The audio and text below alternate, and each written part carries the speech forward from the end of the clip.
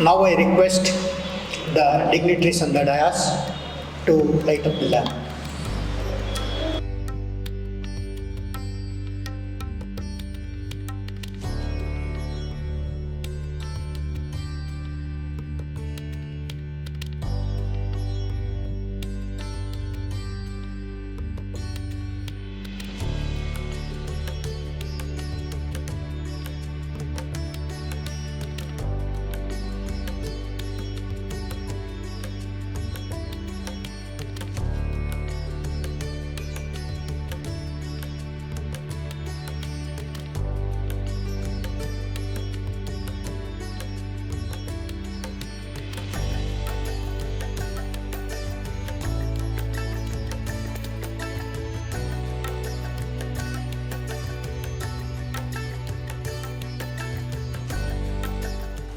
Now I request Professor Nanditha Krishna Madam to deliver the inaugural address. Ladies and gentlemen, eminent scholars present today, and all the dignitaries on the dais, Professor Sudershan Rao, Professor Arvind Jamkhedkar, Sri Nagaraj and Dr. Aruni, thank you very much for inviting me to inaugurate this very important two-day national seminar on Bhakti movement in South India, a historic reappraisal. I'm very happy to be in Bangalore or Bengaluru because firstly it is my sasural. My husband belongs to Bengaluru and his family. That's why I don't visit anyone because there are too many. The next 2 days I'll only be visiting in-laws. I also love Bangalore as a city in spite of its traffic, terrible traffic. It's so beautiful just to look out through the window. And most of all, I'm very honored to be speaking at the Mythic Society, which has become a legend of its own in India, not just in Bangalore, but in the whole of India. So it's a great honor for me to be present today. I'd like to also thank Dr. Aruni and Professor Tanwar for inviting me to inaugurate this seminar. The Bhakti movement is very important because, contrary to popular belief that it was Adi Shankara, at least that's what I studied in my history book 60 years ago or maybe more. Contrary to the popular belief that Adi Shankara went around the country and that's why Buddhism and Jainism disappeared, it's not really so. Because if you go into it historically, you will find that in South India, at least the Deccan area, it was the Bhakti movement which replaced the Buddhist and Jain monasteries, so on. Why do I say this? Firstly, the concept of Bhakti is not new. It appears in the Shvetashvatara Upanishad, Kathopanishad and the Bhagavad Gita. In the Upanishad, it says, Yasya deve para bhaktihi yatha deve tatha gurau tasyate kathita hirtaha prakashante mahatmanaha. And for the young people here, I'll translate it. He who has the greatest devotion, bhakti, for God, as for his God, so also for his teacher. For the high-minded one, these teachings will be illuminating. So that's how all the bhakti idea is. It goes to the Upanishads. The Bhagavad Gita, as you all know, says Bhakti Marga, a path of devotion, is one of 3 pathways to the liberation of the soul. Krishna describes Bhakti Yoga as the highest path for spiritual attainment. And other references to Bhakti come in the Shandilya Bhakti Sutra and Narada Bhakti Sutra, which defines Bhakti as the importance of renunciation, of self-surrender, Sharanagati, Prapati. But Bhakti as a movement of intense personal devotion to a single God probably originated in the Tamil country around the 6th century CE, current era. The movement was expressed in moving and exquisite poetry, which created a new literary genre called Bhakti poetry, which was to have a far-reaching influence on religious expression in nearly all Indian languages. And even Carnatic music today, whether it's Tamil or Kerala or Karnataka or Andhra or Telangana is all an expression of Bhakti. So it has had that influence. You cannot go to a kacheri except maybe T.M. Krishna's without hearing a whole evening of Bhakti padalgal, Bhakti songs. There was a revival of Tamil language and literature. The saints belonged to all castes and classes, priests and farmers, kings and untouchables. They went from temple to temple, singing of their beloved deity and worshipping him in simple language that could be understood by the people, embodying the idea that everyone is equal before God. Religion has always been a big patron of art and literature, especially in India. And also, though people may say only in India, no, Europe, entire European art, music was religious. I've learned Western classical music too, and it is all religious. So it has been a big patron, and so what all we have today is a result of this bhakti. While Tamil Sangam literature refers less to religion and more to society and social customs, the poetry of the Bhakti movement, comprising the Thirumurai of the Shaivite Nayanmars and the Nalayana Divya Prabandham of the Vaishnava Alvars, emphasize God and religion in all their works. The early Shaiva Bhakti poets were called Nayanmars and probably lived between the 6th and 8th centuries, though some may have lived even earlier. There were 63 called the Arvati Mover, whose hymns are collected in the Thirumurai, and this includes the Thirumantiram of Thirumular, Devaram of Appar Sundarar Sambandar, Thiruvachagam of Manikavachakar, where Shiva is lover, Lord and teacher, and the works of several others. I started with talking about how the Bhakti movement replaced Jainism and Buddhism in South India. And I want to give an example. Appar, one of the Shaiva saints, was a Jain ascetic who used to mortify his body till he discovered Shaivism. He became a Shaivite saint, and his songs speak of his conversion to the religion of love of Shiva. It's not just the religion of Shiva, it's the religion of love for Shiva. In fact, I would say the Bhakti movement arose in opposition to the rigid traditions of monasticism of both Jainism and Shaivism, and Jainism and Buddhism in South India. Appar not only converted to Shaivism, but he is also credited with a conversion of the Pallava king Mahendravarman from Jainism to Shaivism. And this has had a massive effect. You can see the whole of Mahabalipuram, and then his descendants also built up Kanchipuram and so many places around it. So this is the result. All these works of art, these great temples, are the result of the Bhakti movement. The lives of the Shaivite saints were collected in the Periya Puranam by C.P.R. So we also know about how they became saints and who all they influenced. And their vision was, the vision of the 63 Nayanmar was that of the unity of man, irrespective of caste or creed, animal or bird, all unified in their love for Shiva. Their world was one of joy and beauty, hope and faith, and their prayers were expressed through poetry, music, dance, and even erotic love. There were also 3 women Nayanmars, Karaikal Ammayar, Mangai Karasiyar, and Isai Nyaniyar. And the poets' peripatetic lifestyles created great temples and pilgrimage sites, and their spiritual ideals are immortalized in the Padal Petras Thalam, the 275 temples that were revered by the Shaiva saints.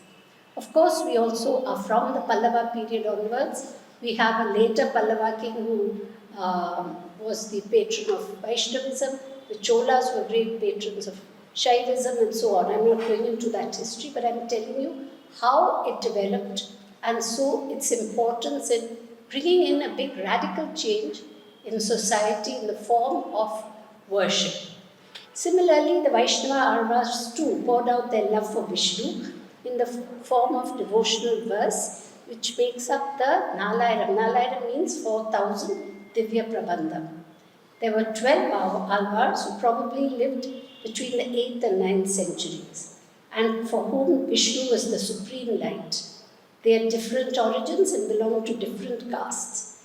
But from just about every caste, I'll only mention one, a woman. I have to mention the women. So Anda was a famous Alvar child. She created two very important works. She was a Vaishnava poet who sang of Krishna as the divine child and created a new genre of poetry.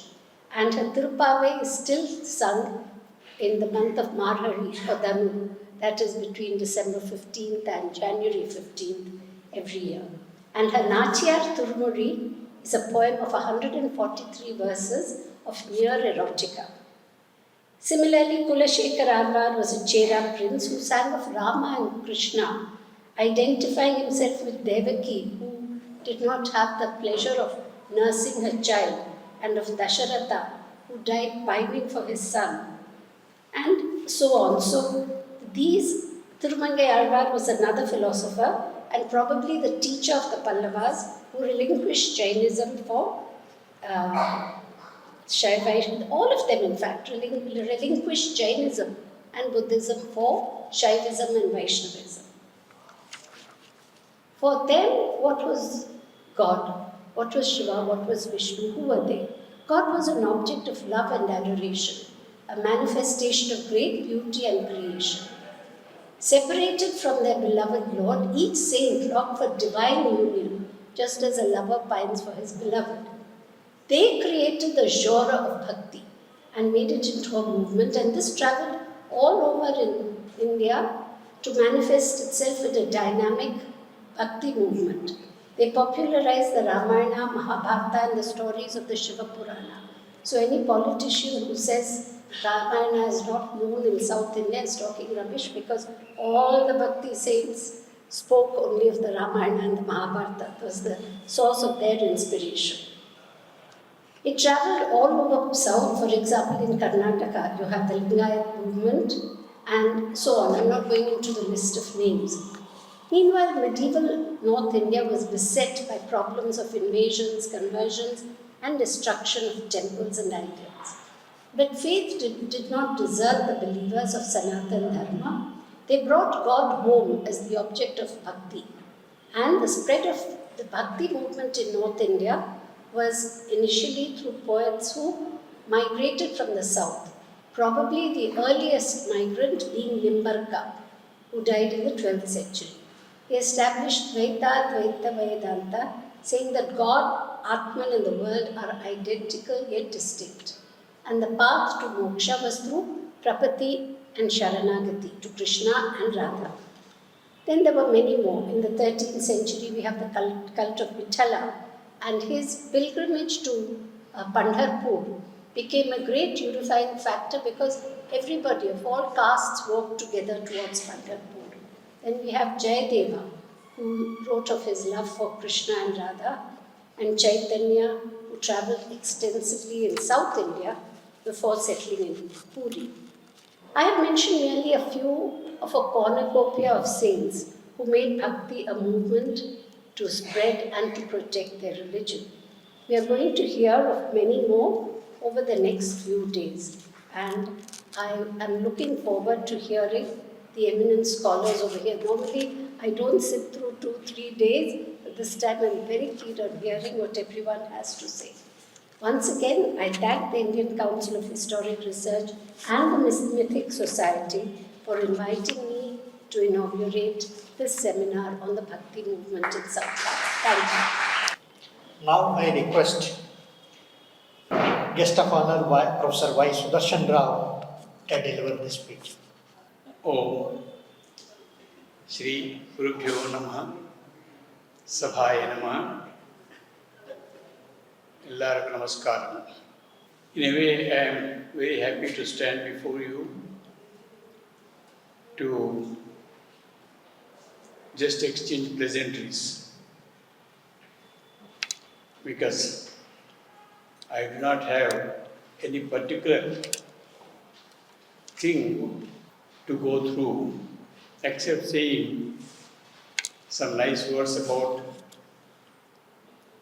the endeavor taken by the ICHR and the Mythic Society by convening a 2-day seminar on the Bhakti movement in South India, particularly in the medieval times. Just now we have heard Lakshmi Saraswati combined Dr. Nanditha ji giving us a bird's eye view about the origin of Bhakti and how it blossomed in the South India, in the Shaivite and the Vaishnavite literature. And also, I don't know, she added Jain and Buddhism also into it, to some extent. And I was waiting for Dr. Professor Jamkhedkar, our past chairman of ICHR, so that he would give his keynote address so that I can pick up here and there and speak to you.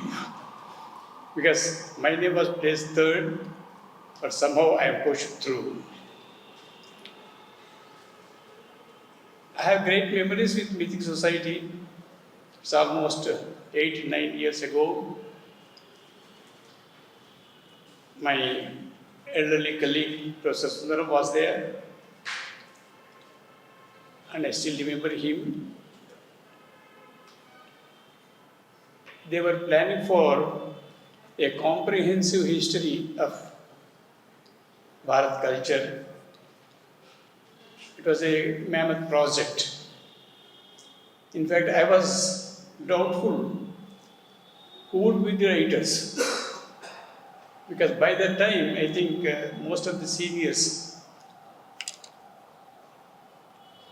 have become too old to work.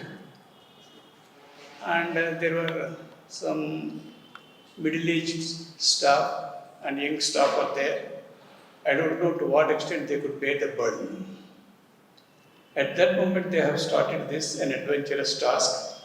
And what I am reported is one volume has also come out. Then I was ICHR chairman, and then I was given this opportunity to inaugurate that project. Glad that at least one volume has come out. I thank them for doing a nice work and sincere work and consistently working on that, despite so many shortcomings. And the present context, when we come to Bhakti, Bhakti is something from where it has come. The basic question is, Dr. Nanditha ji said that no, it might have come from, might be, because generally we speak about Bhakti and then take Adi Shankara. And then in the medieval times, it has become more popular in the South India. Not only in South India, North India also. In fact, there is nothing like North or South for Bhakti. Bhakti is something like what I mean to say, because I am not going into academic terminology with that. Bhakti is something like a pure ghee. Pure ghee is used for both sweets, sweet meats, and also for the what you call this namkeen things and all that. Bhakti is something like it pervades everything. When has it come? How can we trace the origin of the Bhakti? It's very difficult to say, because we come across so many ritual parts in our Vedic culture. Vedic rituals are there. Particularly we take yajna, yoga, and in the modern times, in the modern times with Kali times, it has transformed into puja, worship. In all these three main rituals that or practices that we have, the traditions we have, bhakti is something interleaning in it. Cannot be separated. Unless there is bhakti, there can't be a yajna. Because at the end of yajna, we have to say na mama. So you have to surrender, you have to give away everything. You have to sacrifice your children, your property, your wife, and everything. And at the end, you have to sacrifice yourself. So that way, yajna could be translated into sacrifice. But in fact, sacrifice doesn't mean sheep or goat or bull. This sacrifice is sacrificing himself for the god or the goddess or whatever it may be he is worshipping. So yajna has started this bhakti in such a way that you are nothing before that. So you don't stand as you yourself. You still yourself, you surrender to the Almighty. And when you come to yoga, in yoga also bhakti must be there. In yoga, when you attain something, generally we believe that we are going out of this physical form, out of this consciousness, and entering into a super consciousness where you do not remain. That is yoga. So that is another form of bhakti. And when you are coming, particularly if you take, we have, even in the ancient literature, we have the reference of bhakti. Narada Bhakti Sutra. Narada is the ancient sage. So even, maybe Narada was before Vedas or after Vedas. So that way, bhakti was known from there and it has been proposed and professed throughout the times. So when you come to Adi Shankara is also noted for starting a particular tradition. That is how bhakti can be professed through literature. The sutras have come, stotras have come. Earlier it was sutras, and then it has come to stotras. Most stotra literature has come from Adi Shankara. That includes bhakti. So you can say that it has come from south or north, whatever it be, but the stotras depict the bhakti concept. And when you come to the medieval times, but again this also is emerging from the south. In a way, Vaishnava, Ramanuja, Dvaita, Madhava, so Madhvacharya. So these two different traditions have come. And even earlier it was with the Shaiva literature, we have bhakti mentioned in almost all literature, professed and propagated. The Kashmiri Jaivism also contains a bhakti. So there is no time period where we say that bhakti has come in a particular period, particular time, or professed by one individual. So when you take, in the medieval times, when you take the northern tradition and the southern tradition, in the northern tradition, bhakti has taken different dimensions. The different dimensions are such that, particularly this is dominated by the Dvaita philosophy. And the Dvaita, there is one Almighty is there, and the other is small I is here. So this small I has to emerge into the big I, the capital I. So emergence is also there. So that has to be proposed and processed by the bhakti movement. And particularly we refer to the Bhagavad Gita when we say, whenever we speak of Bhakti Yoga in the modern days, we take the Krishna's Bhagavad Gita, where Bhagavat is something almighty and you have to merge into it. In a way, it is near to Sahaja, Sarabhya, Sahaja concept of Vaishnavism. And when you go to Madhva, there is no question of merging into it, but you take pleasure being separate from it and looking at it, always looking at it. So this is Dvaita. Between Dvaita and Vishishtadvaita, the earlier idea was Advaita, proposed by Adi Shankara. But Adi Shankara is not the one who has started this Advaita philosophy. Advaita philosophy was already there. Even in Kashmir Shaivism was also there. Whenever you say Advaita, Advaita means Bhakti itself. So you are refusing to stay for yourself. You are not really inclined to keep yourself by what yourself. So you are forgetting everything, you are leaving everything here and reaching the Almighty. So that Advaita, the concept of Advaita is not new, but how it is proposed and professed, it started from Adi Shankara. And because these three are the modern religions in the Hindu culture. Advaita, Vishishtadvaita and Dvaita. So these are three religious traditions where Bhakti is a very important aspect and the only aspect of that. So when you are looking at the Bhakti regionally, the Bengal Bhakti is there, the Orissa Bhakti is there, different, and also South Indian Bhakti is also different. Particularly in the Orissa tradition and Bengali tradition, you have developed a new concept in Bhakti as Madhura Bhakti. This is a pinnacle of the Bhakti tradition where you are converting yourself, you are mixing yourself into that aspect.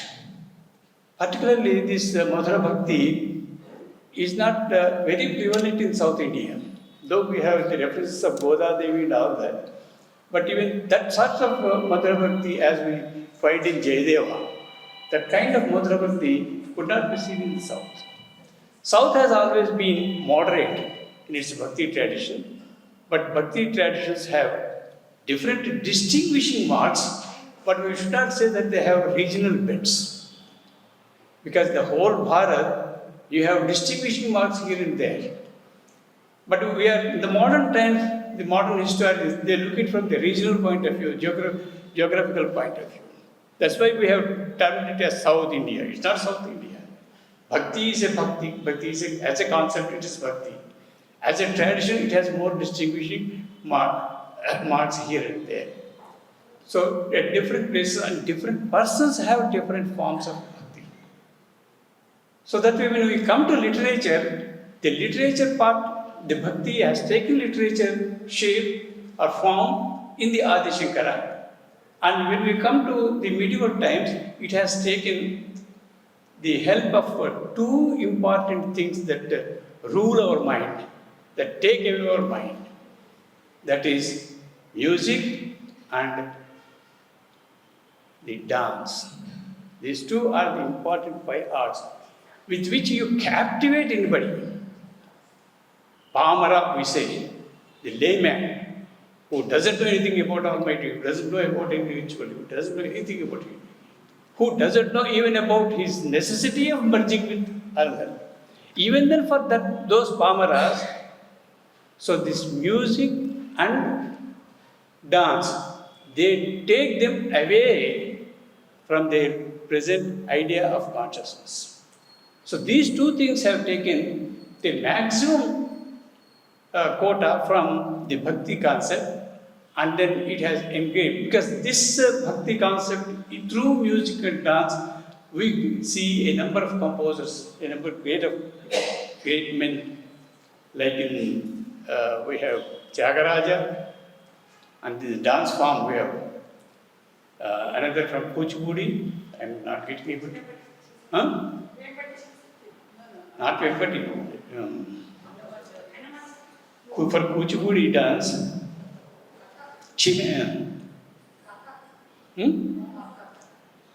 No, I am sorry.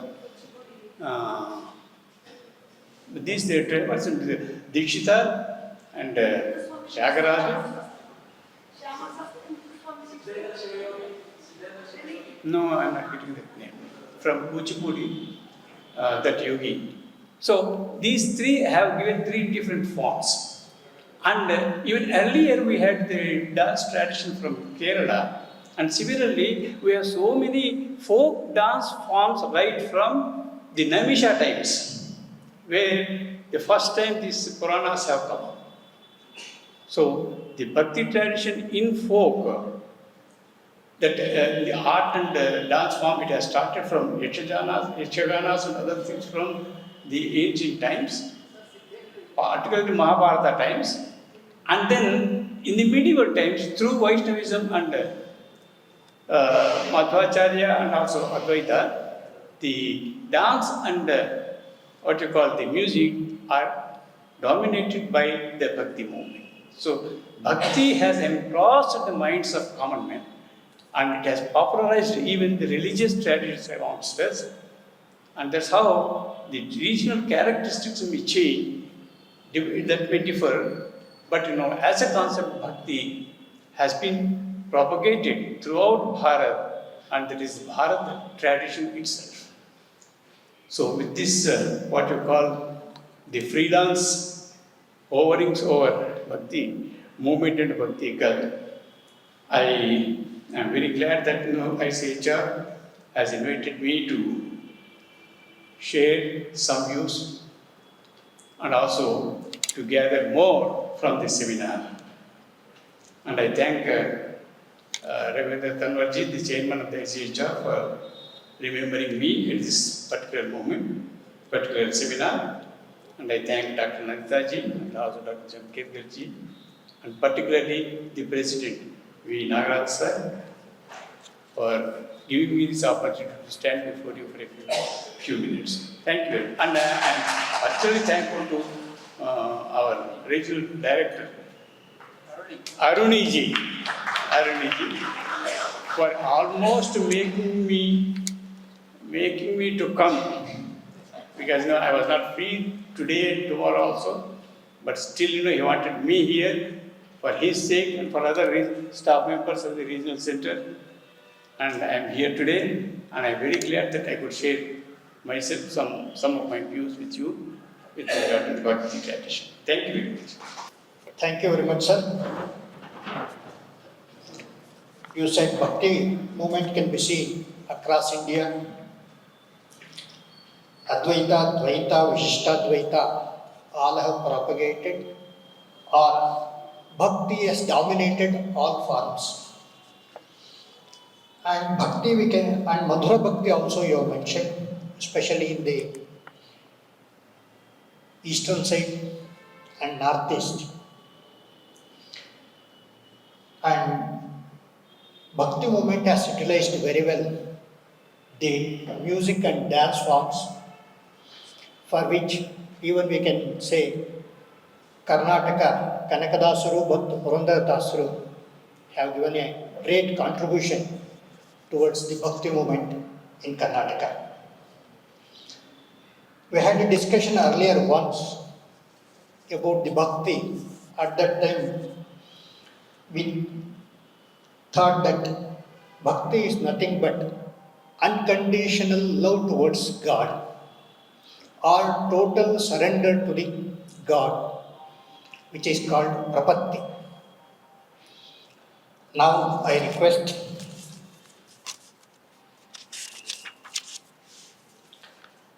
Professor Arvind P. Jamkhedkar sir, former chairman of the ICHR, to deliver the keynote address.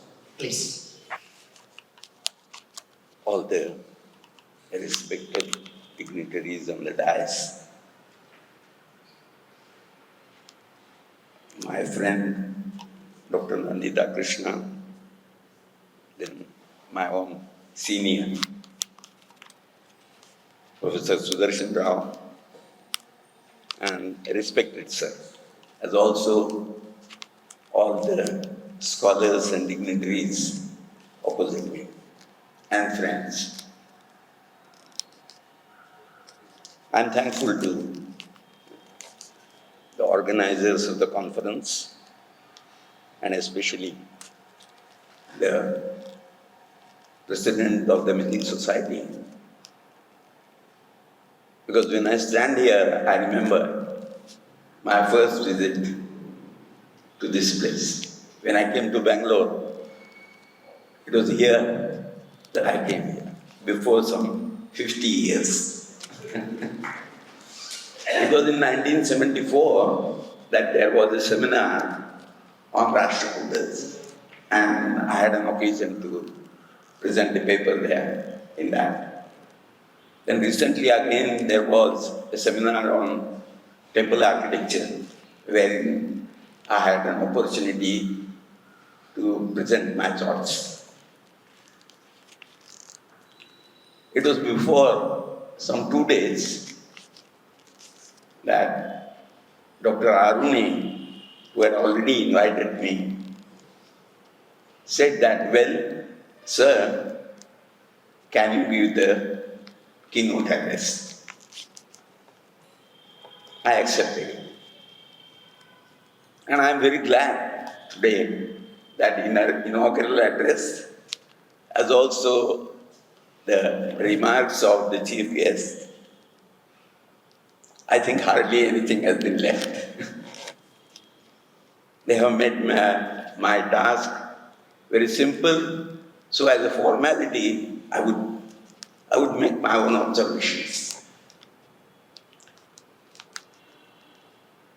When I said that, well, there is nothing left for me now to talk, Dr. Nanditha Krishna very politely said that, well, I have touched only Tamil Nadu.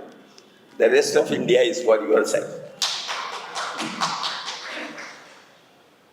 But when Professor Sudershan Rao, he covered practically all the aspects of it and mainly touched upon the origin of Bhakti and its prevalence, especially in the medieval period.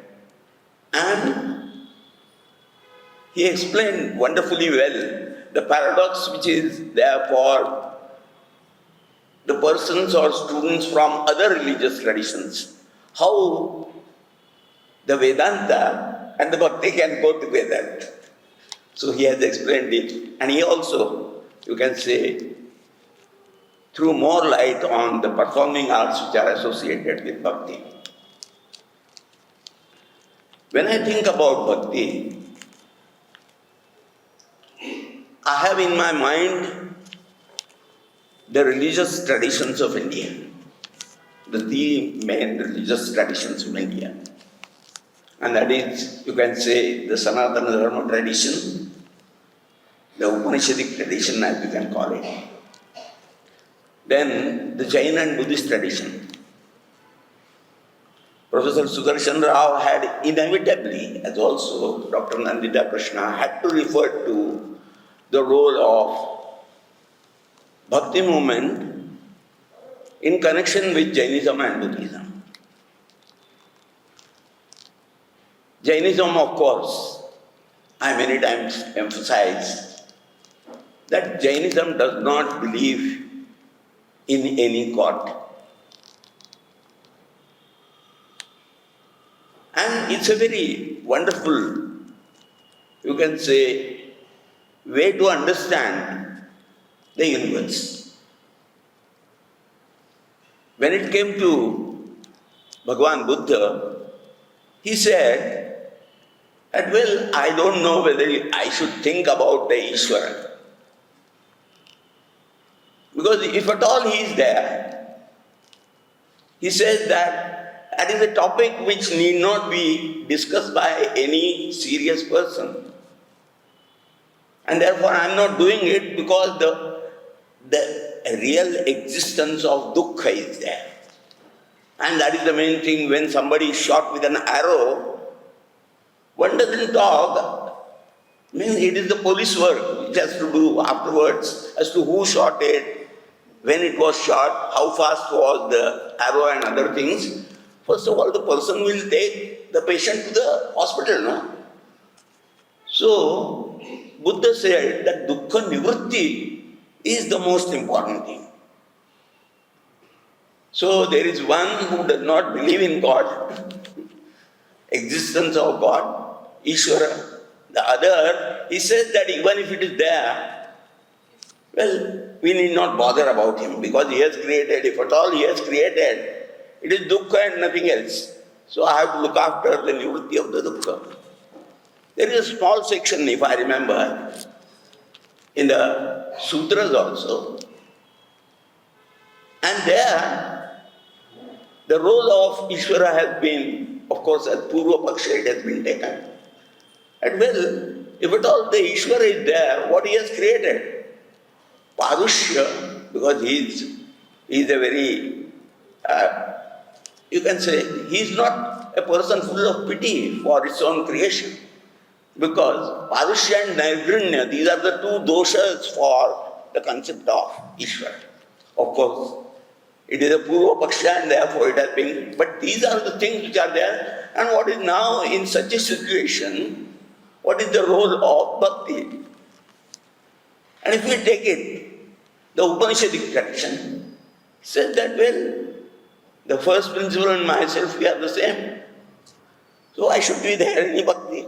And therefore that paradox, that well, how Adi Shankara, who was Advaita Vedantin, writes so many stotras and full of bhakti for the mother, has also different causes.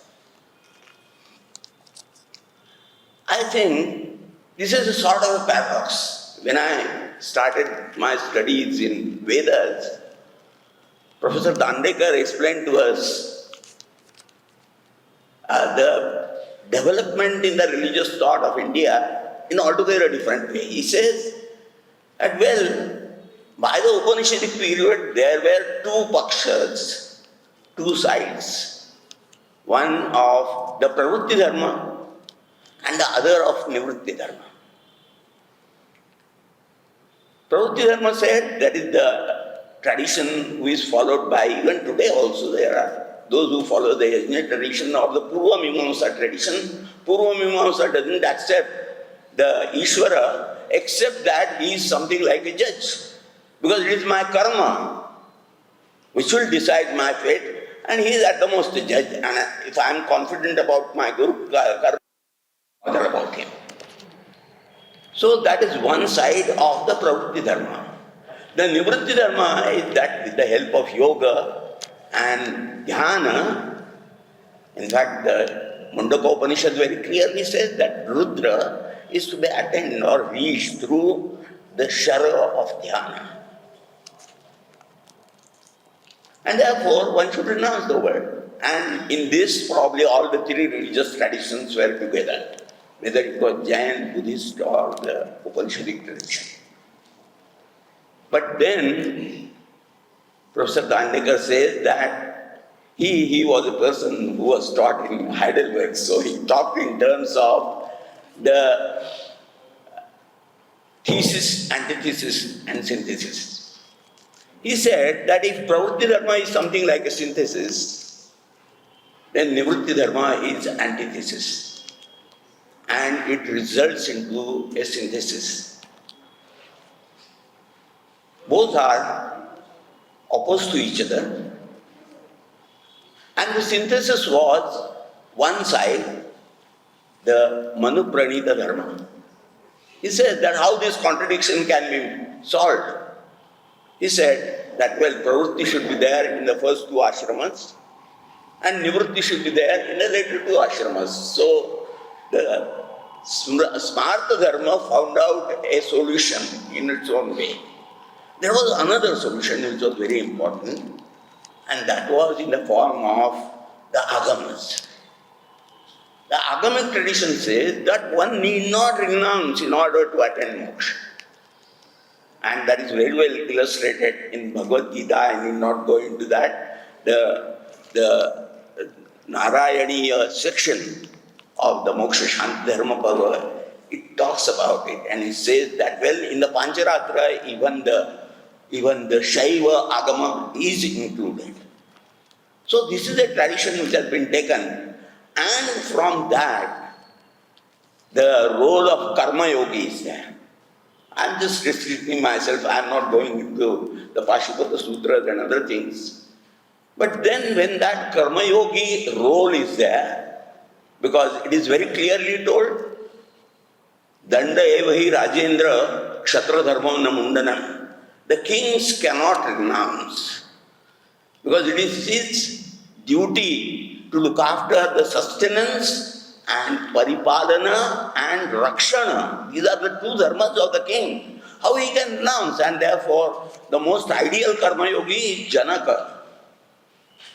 But at the same time, it is complemented by Shuka, who is again a great Bhagavata, but then some choose that marga of, you can say, Vairagya, but then the other marga, and curiously enough, Janaka's Acharya is Vyasa, and Shuka's Acharya is Janaka.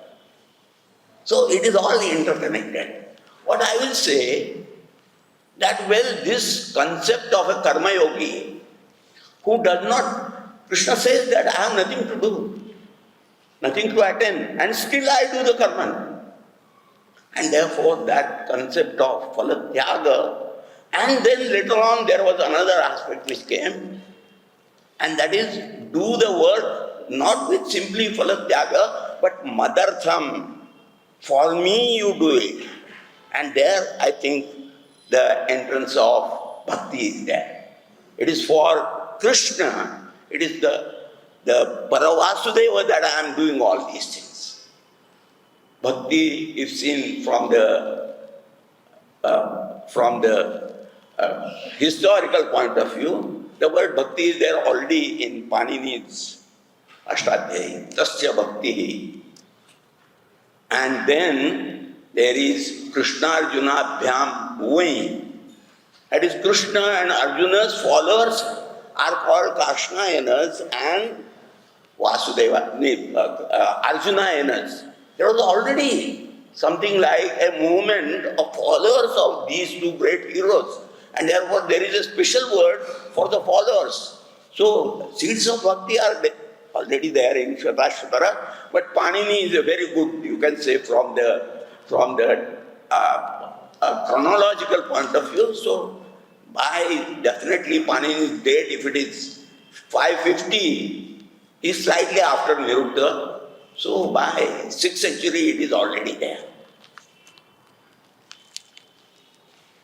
I would like to touch upon only one or two aspects and conclude. And that is that this concept of a karma yogi, we see a parallel of that in Buddhism also. And that is the Bodhisattva. Now, because Buddha has nothing to do with this world, and therefore there is no question of worshipping the Buddha, there is no question of having an image of Buddha. The same thing is in the case of the Jina also. Once he has gone to the highest heaven, he has nothing to do with this world. And therefore the Jainas say that we don't take any prasad to the God, nor we take any prasad from him. So all these ideas which are connected with the worship of an image are not there in the early Buddhism and also later on in Jainism also. But then this concept of Bodhisattva, and then Bodhisattva, say for example Tara or Avalokiteshvara, there is Ashtabhayatrana Avalokiteshvara. So when you are in distress, that is the Bhakta's first stage, Arto Jidnyasurartharthi. So that stage is reflected in Buddhism. And then what one has to do? One has to seek for the Sukhavati Vyuha. And through that Sukhavati Vyuha, you have your spiritual thing, and later on you get Nirvana, as we'll say. So it is an indirect way. You will be surprised to know that a similar thing happens in Jainism also. Jainism does not believe in any God, and one of the first bhavanas which are to be meditated upon by any sadhaka or aspirant is ekalla bhavana. There is nobody in this world who is going to help you. You are alone in this world. It is something like the Marathi saying, unless you yourself die, you cannot see the Swarga. Nobody is going to help you. This is the basic thing. And therefore, There is no question of any bodhisattva in that because the Tirthankaras don't help you. But then in 8th century AD, it is very significant. Haribhadra Suri, he says that all Tirthankaras are bodhisattvas. They are parama karunikas. So we'll find this way also in a way. And therefore then we can understand why there are so many stotras of the Jainas. Otherwise, Jina worship is simply to understand as an ideal of the great virtues. There is no question of any connection between the Jina and yourself because he has gone. He is there in the highest, you can say, place. He has nothing to do with this world. But then this also comes in. And may I tell you, I have my own understanding as to the decline of Buddhism in the Deccan, especially by 5th, 6th century AD. There is already a thesis on that. See what has happened. I will make only an observation. At Pashupata religion, it in a way connected with Bharuch area, where Lakulisha had Kaya Varohana and other things you know. My own friend, he excavated the site and there are hundreds of Shivalingas which are found in the early historical period, even going back to something like 2nd century BC. Then if you find that there is a Buddhist stupa at one place, and it is called Devni Mori, that is in front of the god, because Shamlaji is already there. So there is a temple of Vishnu who is there, and opposite that there is a stupa. So virtually the Pashupatas are following the Buddhists. Then when you come to Elephanta, by about 4th century, Buddhism is gone. There is a stupa and the Pashupatas are there, and therefore the Elephanta caves are there. You come to Ellora, again the same thing happens. People say that cave number 15 was converted by the Pashupatas during the Rashtrakuta period. It is not that. In fact, I am following the opinion of Dr. M.N. Deshpande, who says that probably the Buddhist monks were converted to Pashupatas. And this is very well clearly shown at Panarekaji, where you see the Nathapantha caves coming in, and before that it is followed by Buddhism, Vajrayana, and then you can say Nathapantha caves. So it is a replacement, according to me, because the ideal is the same. Dukkha Mula is to be done. Pashupata says that Dukkha Mula is to be removed. So and then they follow him not only in Andhra Pradesh, after that to Orissa and Bengal, and they go to Central Asia also. If you see some of the pictures, you can say depictions, some of the yogis who are shown to be, who are Paramata people in a Buddhist congregation, it is the Pashupatas who are to be seen. So Pashupatas have gone, and virtually as we see in the history, it is the Pashupatas who have done this.